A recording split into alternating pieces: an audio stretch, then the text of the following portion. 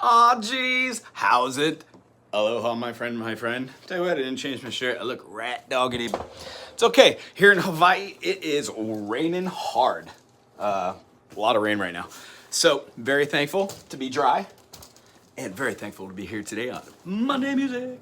If you chime in and you want to leave a little text, maybe we could chit chat back and forth about music related information. Other than that, I'm just going to be going through this series. I hope this helps. If you have questions about what we're doing, they are covered in the other Music Mondays. So look on that channel to refer to it. Or you could Google anything I'm talking about and hear it from anybody or read it on any page. Wikipedia is kind of good. All the information is updated by, I would assume, musicians. Rick Beato is wonderful. Music Matters. There's just a whole list of them to go through. I would also suggest taking these ideas and making your own backing tracks or going to a channel that has backing tracks and follow along with the music genre that you dig. So make sure we're in tune together. Close enough for music. What we're going to be talking about today in this series is going to be all the major scale chords. The purpose and the reason why we teach from C major, the C note on every instrument. Today I'm using a guitar. This could be on your ukulele. This could be on your mandolin, banjo, piano. It could be with your voice or working on saxophone and woodwinds, brass instruments. The idea is we take theory and we work on concepts. We all know to hold a note long till decays for legato. We all know how to play a note really short so it cuts itself off with staccato. These are tempo things that we talk about. But today we're going to be talking about tonal things. So the process that I use on guitar might not be the same that we use for playing, let's say, a cello, but whatever scale technique that you use, adapt these concepts, I hope. Okay, here we go. In the key of C major, we have no sharps, no flats. So what I do is I go, there are no sharps, no flats. I put it in my hand and I think no sharps, no flats. So I could go 1, 2, 3, 4, 5, 6, 7. C, D, E, F, G, A, B. B's awesome possum because it's a diminished. Let's talk about it later. 1 flat 3, flat 5.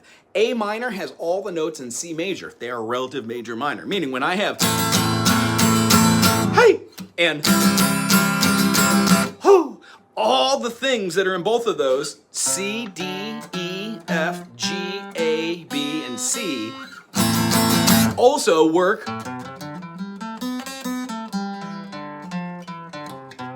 over the top of A minor. So when you're in G, G, A, B, C, D, E, yeah, F sharp, it's the diminish. 1 flat 3, flat 5. However, getting rid of everything else in here and knowing that the 1 and 3 are super special, you now learn that when you learn a major, you also learned its minor. F major has a minor. What is it? The flat is in the 4. So F, G, A, B flat, C, D. Yes, D minor. So all the notes in D minor are also going to be all the notes in F major. And what you'll find out is a lot of the chords you play that have like the F major in them also incorporate what you would consider to be the D minor. We're just shifting one note and shifting one note. And then we get something called the cage system. If you'd like to learn about that, it's in the previous videos, awesome, or just Google it. This shape can be played in a secondary fingering and scooched up and stretch that finger to put it on the bar, making your own capo and thusly a C sharp. So for beginning part of this video, if it goes right over the head, think of it like this. You're always going to be playing the first scale that we're talking about. C, D, E, F,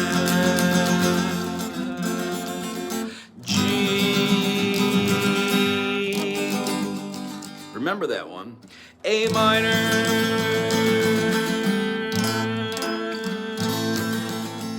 We're going to be going to a B diminished. Now, these might be weird, but you could do two things. You could either play the 5th, the G, as a G7, and it functions as a diminished. So in the key of C, the B diminished, C, D, E, F, G, A, B diminished, which has a B, it has an F, and it has a D. Then you get your choice of a full diminished, half diminished. Oh my goodness. You could add different notes in them which strengthen or they call attention to the minor 6, minor 7, or major 7. Very fun stuff. We'll talk about that in other videos. However, for this, let's keep it simple. C major, D minor, E minor, F major, G major, A minor, B diminished. These are all following the whole step, half step, whole step, half step methodology. That is just an Ionian mode. It is a major scale, and it is used over 50% of the music that you generally hear. So the other, minor is the other 50%. Other than that, there are other scales that are mixed in there. The other chords that associated with those scales are the diminished, which we just talked about, the 7th of every chord, and then the augmented, which we'll do a special episode about that on this channel. And also, you could Google about these things.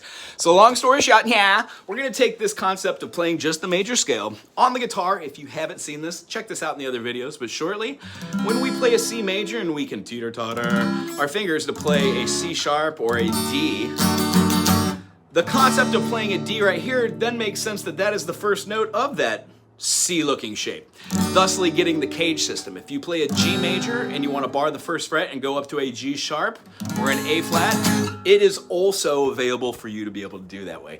I will talk about both the best way I can, but remember, I'm not trying to cross ideas, just trying to keep it simple for today. So C, open D, E, F, open G, A, open B, and then C completes a whole step, half step, whole step, whole step, whole step, half step methodology. When we move up a half step from the C to the C sharp, we can still do that, I call it backwards, but going over to the next note, we would have C sharp, we would have D sharp, E sharp, F sharp, G sharp, A sharp, B sharp, I know it's a C, and then C sharp. Reason being, C sharp has all the sharps. The methodology of playing the C major like this and then using this for your notes moving up in a major is wonderful. If you're playing just a C, you can move your second finger and still play C, D, E, F, G, A, B, C by getting rid of all the first fret notes you just played in the C major scale and all the open notes. Meaning, use the first fret, open frets. Now I just take my first finger here, shift, put my second finger there, and then use the spider exercises that we've aforementioned to stay within 4 frets, giving you 3, 5, 2, 3, 5, 2, 5. Believe it or not, a lot of people skip that finger in the beginning because it's hard to use that weird finger. Spider exercises will give you the ability to never skip these fingers and utilize them all over the fretboard in 3 awesome positions, and then past the 12th fret if you're on electric. So here we go. C major, D minor, E minor, F major, a G major, A minor, B diminished. We could do this, or we could throw that 5th in there. So what was the 5th of C? G. So dropping down its high G note from its root to the major 7th to the minor 7th, which makes a G7 chord. And then we could resolve to our C major. When we go up to C sharp, we can play it as a bar chord, or we could use the capo method, thusly using your own hand for the cage system. C sharp major will go to what? A D sharp minor. So a D sharp minor would move up, so we still have the bar, and we could use the same D minor if we wanted. Or we can change that. We can move it to a D sharp minor up here, right? That still works. That looks like an E flat minor as well. We can call all of these that way and then move through the process after that of seeing an F minor as the minor 3rd. Here's our half step to a G flat major, whole step to an A flat major, or you could bar up the chord right here at the 1st fret and then play a G major that you did from the C major, thusly giving you the A flat major, but it's inverting the chord so you don't have to play it like a bar this way with the E major shape from the cage system. You can just play it down with the first finger playing your capo-esque and then play a G major shape. That's why we work on the G major in both ways. Ta-da! So when we're going now to our next is going to be our minor 6. We're going to move it up to a B flat minor. Oh yeah, it looks like an A minor, except we scoot it up. Whole reason why we learn our shapes in 2 different ways. And then we're gonna be going to our diminished. Now our C diminished is awesome because it's exactly like our B diminished. C, D, E, F, G, A, B diminished, B, F, D. If you scoot that up a half step, that gives you your note to move into your. Why? C sharp diminished is a 1 flat 3 flat 5, meaning when you play this and then you play a C sharp major, you feel the resolution.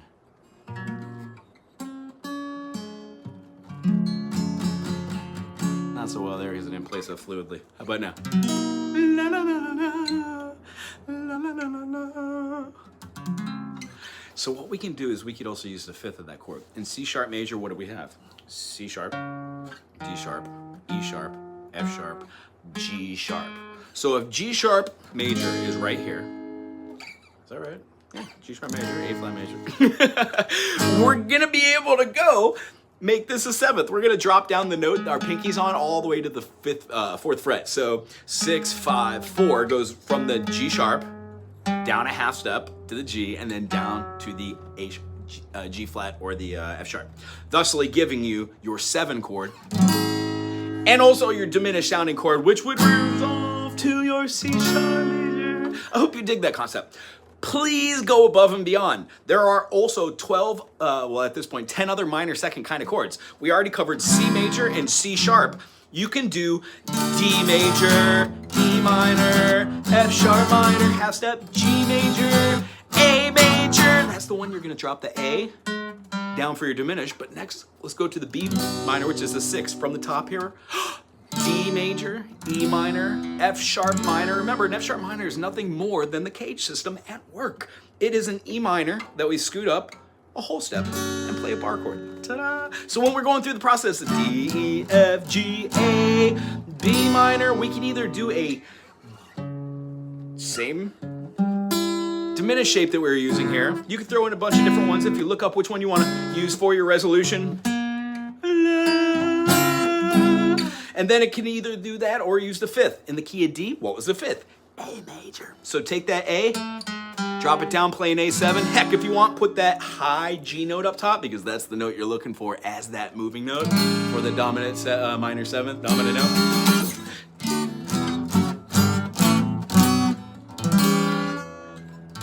And it does the same thing. Try it in D sharp or E flat because they're enharmonic names. Try it in F major with the D minor being the minor 6, having all the notes in F major, and then what's right below a D? You guessed it, that's C. So when you play a C7,